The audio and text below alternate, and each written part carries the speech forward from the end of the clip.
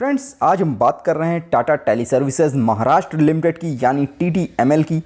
Small cap company है, market cap 23,117 crore के आसपास का है। 1995 से ये कंपनी वर्क कर रही है, टेलीकम्युनिकेशन सेक्टर के लिए कंपनी काम करती है। टाटा ग्रुप की कंपनी है। टाटा ग्रुप बहुत बड़ा ग्रुप है, बट इस कंपनी का अगर फंडामेंटल देखेंगे तो उतना स्ट्रॉन्ग फंडामेंटल देखने को नहीं मिल रहा है। इसके बावजूद इस स्टॉक ने ज़बरदस्त रिटर्न निकाल के दिया है। जिसने भी इसमें लॉन्ग टर्म के लिए होल्ड किया है, बहुत ही बेहतरीन रिटर्न इस स्टॉक ने निकाल के दिया है। बट अगर इसके फंडामेंटल को देख के क्या इस स्टॉक में निवेश करना चाहिए या ऐसे स्टॉक से दूर रहना चाहिए जिसका फंडामेंटल इतना ज़्यादा वीक है, ये सारी चर्चा करने वाले हैं विस्तार से। वीडियो में आखिरी तक बने रहिएगा। कंपनी के अगर क्वार्टर्स के रिजल्ट को देखेंगे तो लास्ट के क्वार्टर्स के जो रिजल्ट आ रहे हैं, 4 क्वार्टर्स के नतीजों को अगर कंपेयर करेंगे तो सारे ही रिजल्ट जो हैं बहुत ज़्यादा बेकार देखने को मिले हैं। यानी कंपनी की ग्रोथ जो है शानदार देखने को नहीं मिल रही है, डाउनफॉल ही देखने को मिल रहा है, चाहे वो नेट इनकम हो या अर्निंग पर शेयर हो।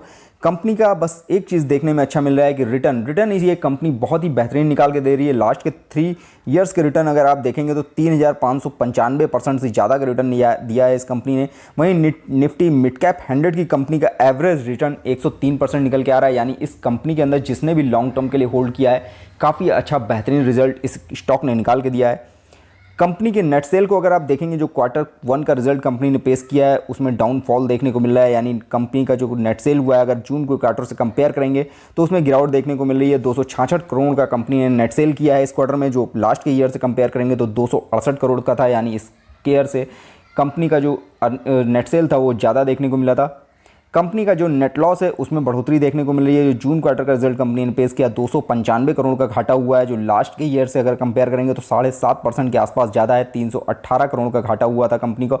यानी लास्ट के क्वार्टर से घाटा थोड़ा सा कम देखने को मिल रहा है। बट EBITDA देखेंगे आप कंपनी का, तो कंपनी का EBITDA 120 करोड़ का है, वही जो जून क्वार्टर में करीब 119 करोड़ का था। यानी कंपनी में इसमें भी बढ़ोतरी देखने को मिल रही है। कंपनी के फाइनेंशियल ट्रेंड स्कोर को देखेंगे तो इस समय आपको 2 पे रन करता हुआ दिख रहा है, अभी फ्लैट है, यानी नेगेटिव में जाता हुआ नहीं दिख रहा है। जिस तरह से कंपनी का कामकाज है, क्वार्टर्स के रिजल्ट आ रहे हैं, थोड़ा सा पॉजिटिव मूवमेंट भी बनता हुआ दिख रहा है, जिसकी वजह से ये स्टॉक इस समय +4 पे रन करता हुआ दिख रहा है। कंपनी के की फैक्टर्स को देखेंगे, इसका फंडामेंटल काफ़ी ज़्यादा वीक देखने को मिलेगा। PE रेशियो इसका -19 है, वहीं PV देखेंगे तो -1 से ज़्यादा है। सेक्टर PE इसका -175.77 है, सेक्टर PV 6.88 है। डिविडेंड कंपनी किसी तरह का निकाल के नहीं दे रही है, जो सेक्टर डिविडेंड इसका निकल के आता है 0.66% देखने को मिलता है। यानी की फैक्टर्स अगर आप देखेंगे तो इस कंपनी के उतने ज़्यादा स्ट्रॉन्ग देखने को नहीं मिल रहे हैं। बट क्वार्टरली जिस तरह रिजल्ट आ रहे हैं, ईयर ऑन ईयर बेस पे थोड़ा बहुत प्रॉफिट देखने को मिल रहा है। बट कंपनी का जो अभी फ़िलहाल फंडामेंटल देखने को मिल रहा है प्रेजेंट में, वो बहुत ज़्यादा स्ट्रॉन्ग नहीं है। जून के क्वार्टर को अगर आप रेवेन्यू देखेंगे लास्ट के क्वार्टर से, तो गिरावट देखने को मिली है। 266 करोड़ का रेवेन्यू कंपनी ने कमाया था। नेट प्रॉफिट में घाटा देखने को मिल रहा है, 295 करोड़ का घाटा है। यानी लास्ट के क्वार्टर से काफ़ी ज़्यादा घाटा देखने को मिला है। अर्निंग पर शेयर भी माइनस में है, ₹1.51 अर्निंग पर शेयर माइनस में है। कंपनी का फाइनेंशियल ईयर 21-22 माइनस में गया था। 1,215 करोड़ का नेट लॉस हुआ था कंपनी को। अर्निंग पर शेयर जो थी वो -6.22 थी। रेवेन्यू भी बहुत शानदार कंपनी ने नहीं कमाया था, मात्र 1,093 करोड़ का ही रेवेन्यू निकल के आया था। जैसे कंपनी ने शुरुआत की है, फर्स्ट क्वार्टर कंपनी का नेगेटिव में जा रहा है और लास्ट के क्वार्टर से घाटा थोड़ा सा कम देखने को मिल रहा है। बट ओवरऑल कंपनी अभी भी घाटे में है।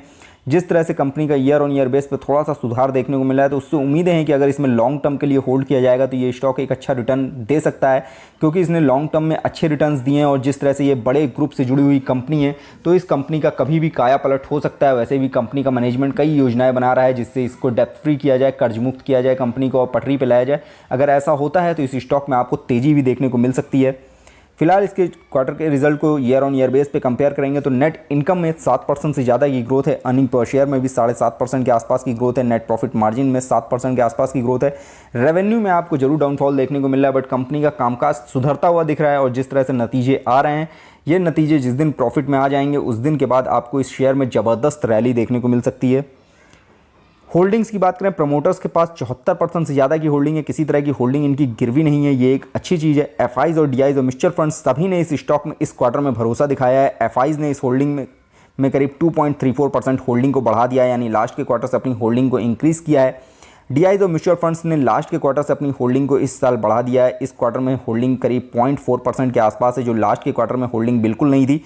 दिसंबर क्वार्टर में कंपनी के पास होल्डिंग थी, बट जून क्वार्टर में कंपनी ने किसी तरह की होल्डिंग नहीं रखी थी। बट जिस तरह से अब ये होल्डिंग बढ़ चुकी है, यानी स्टॉक्स में भरोसा दिखाया जा रहा है इस स्टॉक के अंदर, और ये भरोसा आगे कायम रहेगा और ये स्टॉक अच्छा रिटर्न भी प्रोवाइड करता हुआ दिख सकता है। फिलहाल अगर म्यूचुअल फंड्स की बात करें तो इसमें कोटक निफ्टी ने करीब 7.5% की अपनी होल्डिंग को बढ़ाया है, वहीं निपॉन इंडिया ने 0.3% का चेंज किया है अपने होल्डिंग को इसके अंदर। कोटक ने करीब 6.5 करोड़ के आसपास का निवेश करके रखा है, और वहीं अगर निपॉन इंडिया की बात करें तो करीब 2.33 करोड़ का इन्वेस्टमेंट करके रखा हुआ है निपॉन इंडिया ने। Stock price last working day में 118 रुपये 25 पैसे क्लोज हुआ है। लो इसका 34 रुपये का है, हाई 290 रुपये का है। स्टॉक ने 218% से ज़्यादा का रिटर्न निकाल के दिया है एक साल के अंदर। इस स्टॉक में लॉन्ग टर्म होल्ड करने में फ़ायदेमंद रहेगा। कंपनी के फाइनेंशियल ट्रेंड को देखेंगे तो लॉस में देखने को मिल रहा है, बट ये घाटा लगातार कम होता हुआ दिख रहा है। 2020 में 3000 करोड़ से ज़्यादा का घाटा था, 2021 में 2000 करोड़ का घाटा था, वहीं 2022 की बात करें तो ये घाटा 1022 करोड़ का ही रह गया। और कंपनी जिस तरह से मैनेजमेंट इसका कामकाज कर रहा है, इस घाटे को पूरी तरह से भरने की कोशिश कर रहा है और कंपनी को प्रॉफिट मेकिंग बनाने की कोशिश कर रहा है। कंपनी कई ऐसे नए प्रोजेक्ट्स भी करने की कोशिश कर रही है जिससे कंपनी को फ़ायदा होता हुआ दिखे। तो कंपनी का अगर रिजल्ट 2023 का पॉजिटिव मेकिंग आएगा तो ये आपका नया हाई फिर से बनाता हुआ दिख सकता है। फिलहाल इस स्टॉक के अंदर एंट्री पॉइंट की बात करें तो आपको ग्रीन सिग्नल देखने को मिल रहा है, यानी इस लेवल पे इस स्टॉक के अंदर निवेश किया जा सकता है। कंपनी में किसी भी तरह का कोई रेड फ्लैग नहीं है, कंपनी किसी भी तरह के एसएम जीएसएम लिस्ट में नहीं है, बट ये जोखिम भरा स्टॉक है। इसके अंदर अगर आप निवेश करेंगे तो लॉन्ग टर्म का माइंडसेट लेके ही निवेश करिएगा, क्योंकि ये स्टॉक का फंडामेंटल अभी उतना ज़्यादा स्ट्रॉन्ग नहीं है। बट अगर लॉन्ग टर्म का माइंडसेट रखेंगे तो बड़े ग्रुप की कंपनी है, कभी भी इस कंपनी का काया पलट हो सकता है और इस कंपनी में अच्छी ग्रोथ होती हुई दिख सकती है, जिससे इसका स्टॉक प्राइस भी काफ़ी हाई रेंज तक जाता हुआ दिख सकता है।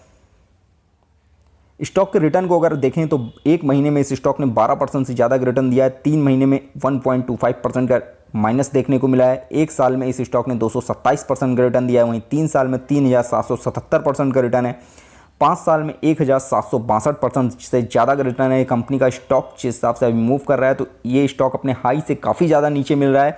नया निवेश इस लेवल पर किया जा सकता है, अगर लॉन्ग टर्म का माइंडसेट रखते हैं तो इस लेवल पर निवेश कर सकते हैं। पीवेट लेवल की बात करें, जो पहला टारगेट है इसका 121 रुपये 5 पैसे का है, दूसरा 123 रुपये 85 पैसे का है, तीसरा 128 रुपये 70 पैसे का है। सपोर्टिंग टारगेट, पहला सपोर्ट इसको 116 रुपये 20 पैसे पे, दूसरा 114 रुपये 15 पैसे पे, तीसरा 109 रुपये 30 पैसे पे। स्टॉक में लास्ट वर्किंग डे में काफ़ी ज़्यादा गिरावट देखने को मिली है, ओवरऑल मार्केट में गिरावट देखने को मिली है। बट अगर इस स्टॉक में तेज़ी आती है, मार्केट में तेज़ी आती है तो इसको हाई के लेवल पे आपको टूटते हुए दिख सकते हैं। बट ये स्टॉक आपको अगर 100 रुपये और 110 रुपये के आसपास मिल रहा है तो इसमें फ्रेश निवेश आप कर सकते हैं। बट लॉन्ग टर्म का ही माइंडसेट रखिएगा, शॉर्ट टर्म में भी बहुत ज़्यादा अच्छे रिजल्ट आते हुए नहीं दिख रहे हैं। फ्रेंड्स, ये वीडियो मैंने सिर्फ आपकी नॉलेज पर्पस से बनाया है। किसी भी तरह का निवेश करने से पहले अपने फाइनेंशियल एडवाइजर की सलाह जरूर ले लें। फ्रेंड्स, वीडियो पसंद आए तो लाइक कमेंट करके जरूर बताइएगा। फ्रेंड्स, वीडियो देखने के लिए बहुत बहुत धन्यवाद।